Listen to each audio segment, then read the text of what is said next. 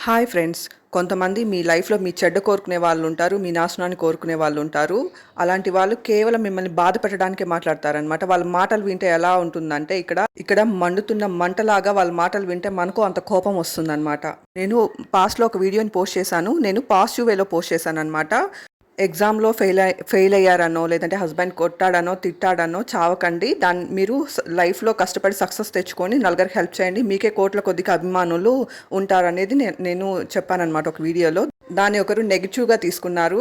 అభిమానులంటే అబ్బాయిలు కాదు. ఈవెన్ మహేష్ బాబుకి కూడా ఆయన చేసే మంచి పనుల వల్ల కోట్ల కొద్దికి అభిమానులున్నారు. అభిమానులు అంటే చిన్నపిల్లలు ఉండొచ్చు, ఆడవాళ్ళు కూడా ఉండొచ్చు. ఒక ఆడవాళ్ళు ఉండకూడదు అభిమానులు. అభిమానులు అంటే అబ్బాయిలు అని అదొక నెగెటివ్ థింకింగ్‌తో ఆలోచిస్తున్నారు. అది వాళ్ళ తప్పనమాట. మంచిని కూడా చూసే విధానంలో ఉంటుంది. మంచిని కూడా చెడుగా చూడొచ్చు. ఆ పోస్ట్ అయితే తెలుగు రాష్ట్రాల్లో ఒక పెద్ద పోలీస్ ఆఫీసర్ పోస్ట్ అనమాట అది.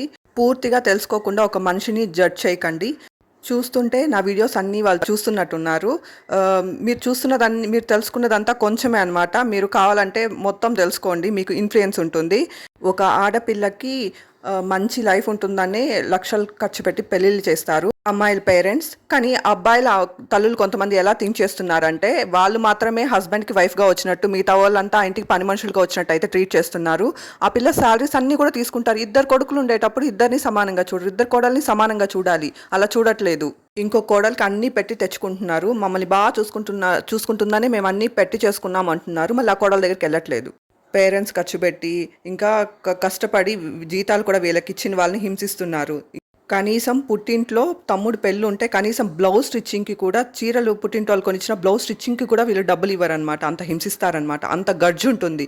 మళ్ళీ ఇంకో కోడలికి అన్నీ పెట్టి చేసుకున్నాం, నెత్తిన పెట్టి చూసుకుంటుందని అంటున్నారు కదా! వీళ్ళు కొంపలు కూల్చేస్తారని వాళ్ళు ఎక్కడో దూరంగా వెళ్ళిపోతారనమాట. 15 ఏండ్లైనా ఒకసారి కూడా ఇంటికి రానివ్వరు. అలా ఉంటుందనమాట. మళ్ళీ మీరు దగ్గరున్నారు కదా! మేము మీ కొంపే కూలుస్తాము.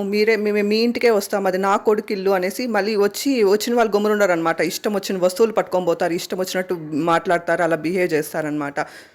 పడే వాళ్ళకి తెలుస్తుంది నొప్పి. ఎవరైనా సరే వాళ్ళ ప్లేస్‌లోకి వచ్చి ఆలోచిస్తేనే వాళ్ళకున్న నొప్పి అర్థమవుతుందనమాట. మాటలు మాట్లాడేవాళ్ళు, జడ్జ్ చేసేవాళ్ళు ఎన్నైనా చేయొచ్చు. అన్నీ భరిస్తూ కామ్‌గా ఉంటే, నా పుట్టింటోళ్ళు నన్ను ఎప్పుడోకప్పుడు నన్ను బయటకు తోసేస్తే ఆమె కాళ్ళ దగ్గర చెప్పులాగా పడుంటానంట. ఎలా ఉంటుంది అట్లాంటి మాటలు మాట్లాడితే మీరే అర్థం చేసుకోండి.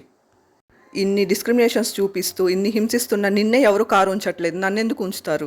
మా పేరెంట్స్ ఆడపిల్లలనెప్పుడూ ఒకరిని హింసించి, ఒకరి దగ్గర ఉన్న డబ్బుల్ని పీక్కొని, ఒకరిని బాధ పెట్టి, ఒకరి వస్తువులను తీసేసుకుంటేనే ఆ మనిషికి విలువ ఉండదు. అలాంటి పనులు ఎప్పుడు నేను చెయ్యను. నువ్వు చేస్తున్నావు అలాంటి పనులు.